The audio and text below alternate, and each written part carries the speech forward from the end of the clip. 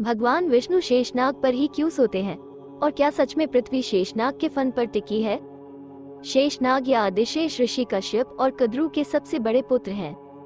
वो नागराज भी थे, परंतु ये राजपाट छोड़कर विष्णु की सेवा में लग गए क्योंकि उनकी माता कद्रू ने अरुण और गरुड़ की माता तथा अपनी बहन और उनकी विमाता विंता के साथ छल किया था।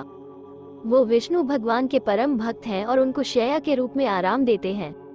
वो भगवान विष्णु के साथ क्षीरसागर में ही रहते हैं। मान्यताओं के अनुसार शेष ने अपने पश्चात वासुकी और वासुकी ने अपने पश्चात तक्षक को नागों का राजा बनाया। वो सारे ग्रहों को अपनी कुंडली पर धरे हुए हैं। ऐसा माना जाता है कि जब शेषनाग सीधे चलते हैं तब ब्रह्मांड में समय रहता है और जब शेषनाग कुंडली के आकार में आ जाते हैं तो प्रलय आती है।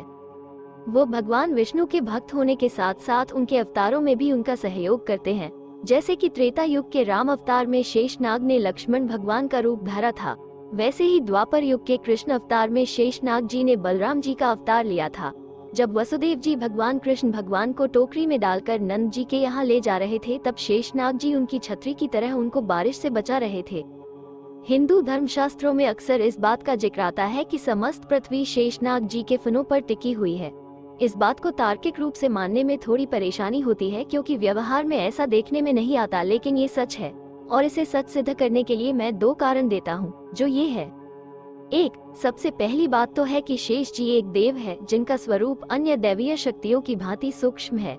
इसलिए यह मानना कि शेष जी हमें भौतिक रूप से धरती को धारण किए हुए दिखाई देंगे, ऐसा दिखाई देना असंभव है। जैसा कि हम सभी जानते, जल ब्रह्मांड का एक प्रमुख तत्व है और वो निराकार महाविष्णु शेष जी के साथ जल में ही स्थित है। जल में किसी भी वस्तु का स्थिर रह पाना संभव नहीं, फिर भी समस्त स्थिर है, अथवा वर्तमान विज्ञान के अनुसार गुरुत्वीय बलों के कारण आपसी आकर्षण से अपने स्थान पर टिका हुआ है। सारे संसार का इस प्रकार स्थित होना क्या हमारे आर्यजनों की इस विचारधारा को मिथ्या साबित करता है कि धरती शेषनाग जी के फनों पर स्थित नहीं है? दूसरी बात यह है कि संपूर्ण इस ब्रह्मांड का संचालन अनेक शक्तियों के माध्यम से होता है, जिसे विज्ञान अपनी भाषा में विभिन्न प्रकार के बलों का नाम देता है। इसी प्रकार शेष जी एक बल है, अपितु बल में इंद्र और गरुण आदि से भी उच्च है। क्या ऐसी बलवान शक्ति निष्क्रिय और अनुपयोगी होगी?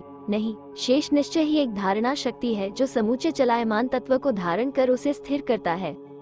मेरा अंतिम प्रश्न आप सभी के लिए है। एक छोटे बल्ब को जलाने के लिए भी विद्युत अथवा बैटरी रूपी ईंधन की आवश्यकता होती है। फिर समूचे ब्रह्मांड में कार्यरत यह महान गुरुत्वीय बल एक बिना किसी ऊर्जा अथवा शक्ति के चलायमान है। गुरुत्व की प्रेरणा आखिर कहां से मिलती है? यही मेरा प्रश्न आप सभी से है। सोचिए और अपने सनातन ग्रंथों का अध्ययन करें, अपने सनातन धर्म को जानें। आशा है आपको यह वीडियो अच्छी लगी होगी। आप सभी का धन्यवाद।